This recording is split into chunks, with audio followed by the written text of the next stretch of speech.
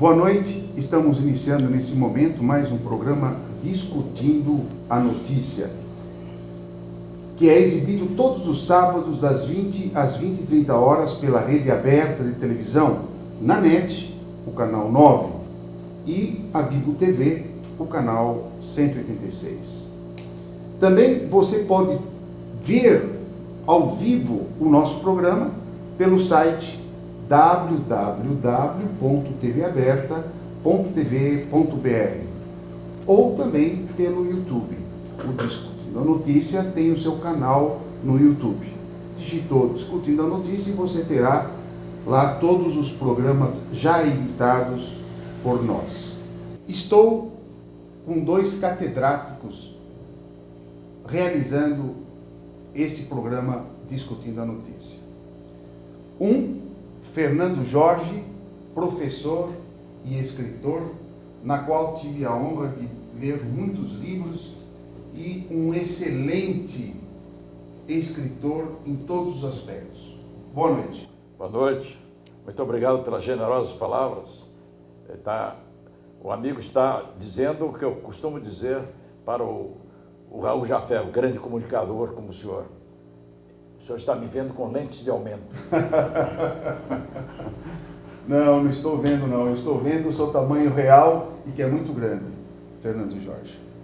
Raul Jafé, jornalista e apresentador, uma pessoa que tem um conhecimento a respeito dos problemas do Brasil muito grande, e eu fico muito feliz com a sua vinda em nosso programa. Mais uma vez eu me sinto honrado de estar aqui ao lado de extraordinário Fernando Jorge, esse escritor fantástico, jornalista perfeito, e o nosso querido professor Vicente Contatori, que discute essa notícia como ninguém, apresentando os fatos da forma mais real possível para o comentário e a reflexão dos nossos telespectadores. O quarto programa, Petrobras. Esse assunto é muito interessante. O ex-diretor de abastecimento da Petrobras, Paulo Roberto Costa, alvo da Operação Lava Jato, porque nós tínhamos dito que o Alberto Iosef nos outros programas, com também o André Vargas, que tem agora, que está provado, que tem relação também com o doleiro. Paulo Roberto Costa exerceu tráfico de influência na Petrobras e abriu as portas para empresas às quais ele mesmo prestava auditoria. 90 bilhões em contratos, sem licitação, cobrando ágio por fora, isto é, caixa 2, cujo dinheiro era esquentado pelo doleiro Alberto Iosef. Vamos dar um exemplo, só para você ter uma ideia, meu amigo Fernando Jorge. Planilhas encontradas na casa de Paulo Roberto Costa, ex-diretor da Petrobras, mostram que 6 contratos foram firmados pela Petrobras com a Astro Marítima Navegação S.A. em outubro de 2013, no valor de 490 milhões de dólares. Acreditem agora os senhores, Paulo Roberto Costa recebeu comissão de 50% sobre o valor de cada contrato de afretamento de embarcações. 50%. Aliás, de 490 milhões de dólares? São 250. Não, mas eu nunca vi comissão assim, hein? Porque a gente faz uma comissão imobiliária 6%, o outro faz uma comissão 10%, o outro nos ramos de atividade de cada um de nós, né? E ele pediu habeas corpus. Ele pediu habeas corpus, ele quer sair da cadeia. Exatamente. Seu comentário? Ele só quer cumprir 50% da pena. Mas a barbaridade também aqui acontece é o seguinte: a oposição pediu imediatamente uma CPI da Petrobras. O que diz o governo? Ah, tudo bem, nós aceitamos, mas então tem que abrir também ao mesmo tempo junto dessa a dos trens aqui de São Paulo, a não sei do que, do mensalão que aconteceu em Minas Gerais. Quer dizer, aquela base do sou, mas quem não é. É verdade. Quer dizer, esse é o absurdo. Eles não estão negando que eles sejam culpados. Mas também, você é o culpado também. Mostra aí a sua carta também. Sabe? Quer dizer, o que é isso? Que coisa lamentável, baixa. E a ministra Rosa Weber, ela falou, não, merece uma CPI independente. Claro que merece. Porque perdemos duas Petrobras. Duas Petrobras, que era a 12ª empresa do mundo. E hoje parece que caiu para 300, né? Já caiu, já despencou. Quer dizer, que barbaridade é esta? Né? Então, eu acho que todos esses fatos aqui, ao longo dos próximos meses, nós vamos saber de muito mais coisas, vão aparecer, vão acontecer muito mais situações que vão nos deixar estupefatos. É verdade. Eu fico chocado porque a Petrobras, eu conheço a história da Petrobras, eu sou biógrafo do Getúlio, uma obra que me custou 30 anos de pesquisa. A luta pela criação da Petrobras... Há 60 anos atrás. Foi uma coisa épica, tremenda. O Getúlio enfrentou toda espécie de dificuldade para criar a Petrobras. Acabou recebendo o apoio da UDN, do partido que era contra o governo, por intermédio de seu líder, Afonso Arinos de Melo Franco. A Petrobras custou muito sacrifício, heroísmo por parte de Getúlio. E vendo isso hoje, eu tenho a impressão que é um monumento que impressionava todo mundo, que desmoronou. E esse tal Costa, aí como é o nome dele? Paulo Roberto Costa. Nós temos aqui 10 dedos, 10 dedos, né, nas mãos, 10 unhas. Eu tenho a impressão que ele tem unha também na palma da mão. Agora vejam os senhores mais uma informação estonteante. A operação da Polícia Federal Lava Jato desmontou a organização criminosa acusada de lavagem de dinheiro de recursos ilícitos no montante, agora não é aqueles 103, são outros, 10 bilhões de dólares. As investigações mostram relações próximas do ex-diretor da Petrobras, Paulo Roberto Costa, com o doleiro Alberto Iosef, que já era condenado, e aí você tem como falar sobre isso, no caso Banestado, onde na época ele, Alberto Iosef, fez uma remessa de 30 bilhões de dólares para o exterior nos anos de 1990. 1990, Lembrou-se muito bem o professor Contatório, porque acontece na época, o nosso queridíssimo, finado Samir Achoa, nós discutimos aqui no programa de rádio, no nosso, falando francamente da Rádio Trianon, e eu e o Davi Neto fizemos uma aposta com o Samir Achoa, uma pizza, que o Samir nunca quis pagar para a gente, porque ele achava que isso ia dar em alguma coisa. Os 30 bilhões do Banestado. Não, com todo mundo que se pegou agora, os nomes de todos estão aí. Raul, eu sou advogado, e foi um grande advogado, né? Não tem como escapar, Raul. Eu li isso aí. Isso não tem... Samir, vai acabar em pizza. Mas não, vocês estão loucos? Dessa vez eu aposto com vocês. Aposto a pizza, coitado. E não pôde nos pagar. E agora você lembrou. É verdade. Esse homem só fala de 30 para cima. É verdade. Bom, naquela época foram 30 bilhões. Ele inflacionou, agora foram 100 e tantos bilhões. Quer dizer, é uma barbaridade. Eu estou me lembrando de uma frase, o Machado de Assis é o escritor brasileiro que procurou ser o mais sintético possível, expressar tudo com poucas palavras. Então, num dos seus mais famosos romances, se não me engano, Dom Casmurro, ele, querendo descrever uma bagunça, diz assim, a confusão era geral. Isso, eu me lembro. Agora, vendo esses casos, a ladroeira é geral. Geral. E violenta. Geral. Violenta. É geral. Os números é que assustam. Eu peço a você, com respeito e com seriedade, que está vendo a Rede Aberta Televisão, nesse momento, o programa Discutindo a Notícia.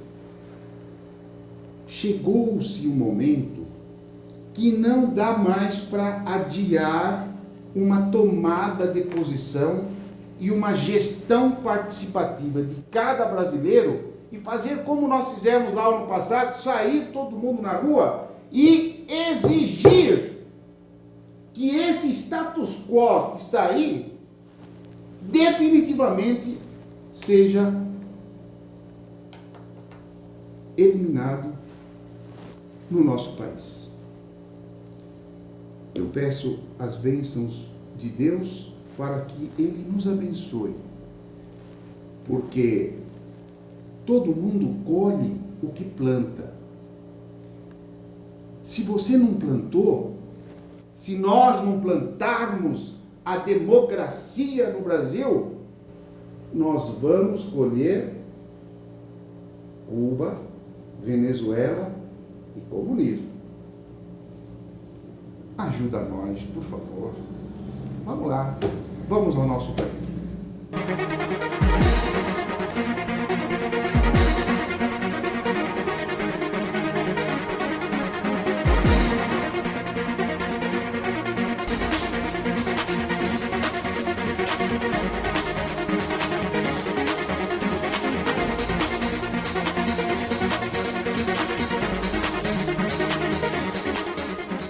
Estamos iniciando nesse momento a segunda parte do Discutindo a Notícia, onde vamos comentar o que fazemos no dia a dia.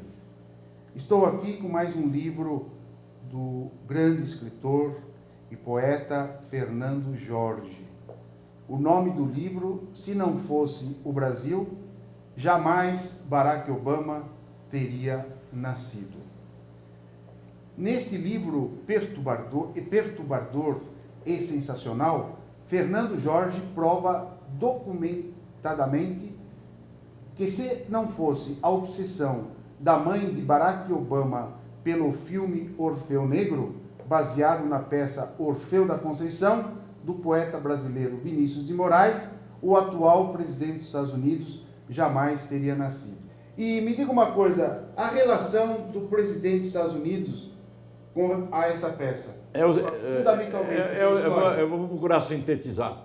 É o seguinte, a mãe do Obama, que era completamente branca, nascida no estado do Kansas, um estado racista, ela quis ver o primeiro filme estrangeiro de sua vida. Entrou no cinema de Boston, onde ela estava estudando e trabalhando, e viu o filme Orfeu Negro, baseado na peça do Vinícius Orfeu da Conceição. A peça é de 1956, o filme de 58. A mãe do Obama, repito, completamente branca, bonita, saiu do cinema deslumbrada, obcecada pelo filme. O filme é só com atores negros, brasileiros.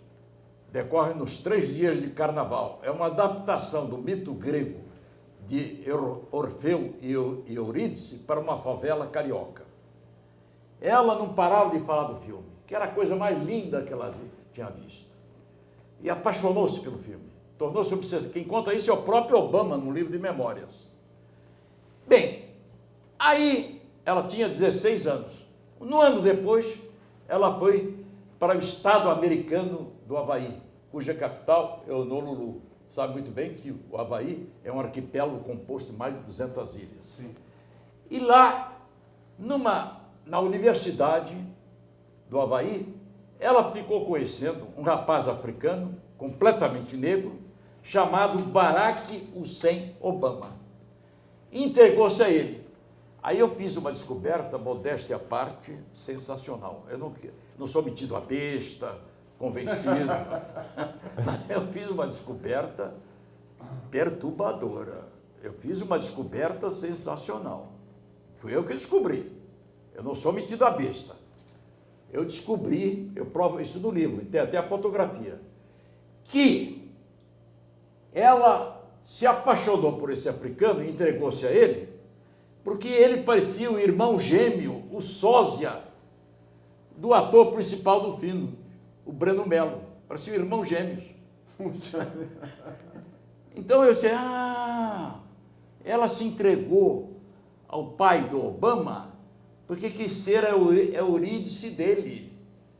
E anos depois, quando o Obama já era jovem, já com 18 anos, assim, já 20 anos, já estava começando a se meter na política, a mãe dele estava lendo no apartamento lá do Obama, em Nova York, um jornal daquela cidade e viu que o filme Orfeu Negro ia ser novamente apresentado. Então ela convidou o filho, para ver o filme, lá com uma irmã dele, irmã de outro casamento que ela teve. Tomaram um táxi, foram para o cinema. No meio do filme, o Obama, como ele conta no seu livro Memórias, já estava metido na política, cheio de problemas, sentiu vontade de ir embora e convidar a mãe para sair do cinema. Mas quando olhou para a cara da mãe, iluminada pelo brilho azul da tela, desistiu, porque ela estava em êxtase. Ela estava assim, maravilhada. Desistiu. Aí ele comenta, então eu pude compreender porque minha mãe, uma mulher completamente branca, do estado do Kansas, um estado racista, foi lá para o Havaí e se entregou ao meu pai. Eu compreendi, agora é que eu estou compreendendo. E ele desistiu de convidar a mãe para sair do cinema. Então, a minha tese é esta, resumindo. Se não fosse a peça Orfeu da Conceição, do poeta Vinícius Moraes, se não fosse o filme Orfeu Negro, do Marcel Camus, baseado na peça do Vinícius, jamais Barack Obama teria nascido, porque a peça é de autoria de um poeta brasileiro, Vinícius Moraes. O filme foi baseado na peça. Portanto, pela lógica, o Obama nasceu por causa do Brasil. Se o Vinícius não tivesse escrito essa peça, a mãe dele não teria ficado apaixonada pelo filme. Como ela ficou tão apaixonada, que ela se entregou ao pai dele, que viu no pai dele o irmão gêmeo, o sósia do Breno Melo. A semelhança fisionômica, física dos dois era impressionante. Tinha a mesma estatura, o mesmo rosto redondo, os mesmos olhos, a boca, tudo. A minha tese tem fundamento.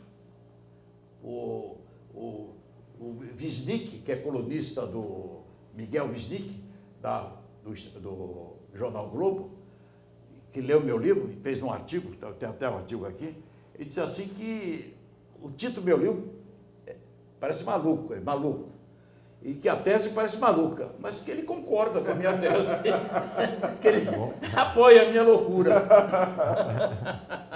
Fernando Jorge, obrigado, obrigado pelos seus conhecimentos, obrigado, pelo seu carinho. Desculpe se eu tomei seu tempo aí fazendo isso aí. Mas ficou claro. Muito obrigado. Ficou claro o assunto realmente. Parabéns, hein? Fiquei impressionado com seus conhecimentos científicos. Obrigado. O Raul Jafé também. Eu vi pela cara dele, pelo Raul, rosto. Seus conhecimentos científicos são impressionantes. Muito obrigado. Raul Jafé, nós sabemos que a Europa hoje está numa deflação. Os problemas com a Rússia, a Ucrânia, a Europa se encontra numa situação muito difícil, pode até cortar o gás que vem da Rússia para a Europa. Então, quando nós falamos assim, baixa inflação ou inflação, no caso é deflação, é a inflação ao contrário, quer dizer, não tem consumo, né? Muito bem. No Brasil, o construtor sempre tinha problemas com relação à comercialização de imóveis. Por quê? Mão de obra cara, materiais primeira, segunda ou terceira linha, enfim, havia problemas estruturais. Hoje, para aquele que constrói imóvel no sistema do Brasil hoje, e no momento em que está praticamente estagnado, qual a opção do ponto de vista do construtor? Isto é, ele constrói e vende mais barato e ganha no giro, ou ele constrói, suporta um pouco e na alta ele dissolve o imóvel? O que é o raciocínio melhor para ele? Olha, até 1 ou 2 anos atrás, a ideia era justamente ganhar o máximo, né, na construção, porque durante muito tempo nós ficamos um déficit habitacional, se construía pouco. Aí passou-se, logicamente, quando houve aquele momento de euforia do Brasil, aquele bom momento econômico do Brasil, que não foi, infelizmente, aproveitado de pleno, passou-se então aqueles preços que estavam parados atrás, o preço do imóvel brasileiro, que estava muito barato com relação ao mesmo imóvel no exterior, ele subiu rapidamente de preço. Ou seja, houve um reajuste do mercado. Agora, com uma possível crise, já há uma desaceleração, eu acredito que a ideia do construtor, ele tem que continuar trabalhando, ele tem que continuar vendendo, produzindo. É ele realmente colocar produtos de melhor qualidade no mercado, mas a preço mais baixo. E eu explico isso. Hoje você vê nos lançamentos, o construtor entregando o imóvel com uma série de benfeitorias já prontas. Já entrega com um piso, alguns já entregam com uma cozinha pronta, outros já entregam com a iluminação, outros já colocam o ar-condicionado. Então, procurando até dar o imóvel decorado. Olha, você compra e você já ganha a cozinha totalmente montada. Ou seja, oferecendo vantagens, e aí vale muito da criatividade do empreendedor brasileiro, que é muito grande, em colocar, inclusive, dentro do seu custo, algumas benesses que vão ajudar muito a quem compra, porque todo mundo sabe que quando você compra um imóvel, a decoração nem sempre se torna prazerosa, né? Você tem trabalho, você compra uma cozinha para instalar, o marceneiro demora para instalar aquela cozinha, né? As camas não são entregues no período contratado, há uma série de problemas, e aí não. E de qualquer maneira, o próprio Código Brasileiro, cada vez mais aperfeiçoado na área de construção, está exigindo do construtor que ele ofereça mais garantias ao proprietário do imóvel. Ou seja, ele tem que entregar um imóvel de qualidade, utilizado com materiais de qualidade e que não venham a dar futuras dores de cabeça. Então eu acredito que o nosso mercado vai continuar. Construção civil ainda é algo bom no Brasil. Agora, certos tipos de imóveis, como eu já disse anteriormente, talvez tenham mais dificuldade de serem vendidos. Raul, muito obrigado pelo seu carinho com e todo pela prazer. sua atenção. Eu que me sinto honrado de participar desse magnífico programa com esse público telespectador tão seleto. E vocês estão convidados para vir mais vezes. Com muito ao nosso prazer. programa. Sempre que formos requisitados, estaremos aqui. Quero falar um pouco com vocês sobre a equipe multidisciplinar Contatori. Nós desenvolvemos algum tempo atrás aquilo que nós chamamos de semente óssea. O paciente tem uma perda óssea na boca e nós temos que resolver aquele problema fabricando o osso ali. Então, 3, 4 semanas antes dele fazer a cirurgia, ele vem ao consultório e eu dou um piquezinho de 2 centímetros apenas na altura do primeiro molar inferior esquerdo, abro e colho uma membrana que chama periósteo, que reveste o suporte ósseo. Então eu pego esse periósteo, um tecidozinho pequeno, e coloco numa solução isotônica. Dou 1 ou 2 pontinhos aqui e mando o paciente embora. Eu vou com esse periósteo na solução isotônica para um laboratório de citogenética e coloco esse periósteo numa estufa, fazendo com que as células desse tecido se multipliquem. E eu vou fazer o que? Citogenética nesse tecido. Eu vou fazer que uma célula dele se transforme em 40. Imagine se esse tecido ele tenha 200 células. Você multiplica por 40, nós temos um material de enxerto aí muito interessante. Muito bem, aí eu pego esse tecido da estufa e levo, como você está vendo agora, para o microscópio. E lá eu vou analisar as melhores células desse tecido e vou tirá-las, vou pipetá-las, vou separar as melhores células daquelas que não estão tão favoráveis.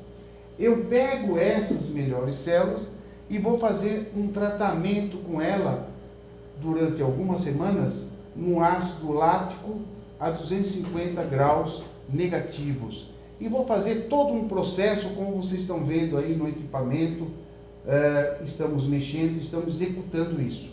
Após algumas semanas, eu consigo exatamente isso que você vai ver segurando na pinça, uma semente óssea. Essa semente óssea, ela tem aproximadamente 480 milhões de célula-tronco. Aí eu vou para a cirurgia. Então vocês estão vendo agora a cirurgia. Na área da maxila superior, o paciente basicamente tem o seio maxilar, não tem osso. Então estamos abrindo o seio maxilar e estamos pegando a semente óssea e colocando lá dentro. Veja ela como se fosse uma geleia. É como se fosse uma moeda pequena, uma geleia clarinha, e eu fico colocando essas geleias ali, essas sementes ali, e comprimindo, até completar toda a luz do seio maxilar. Acabou a cirurgia, fecho. Aguardo a maturação disso daí.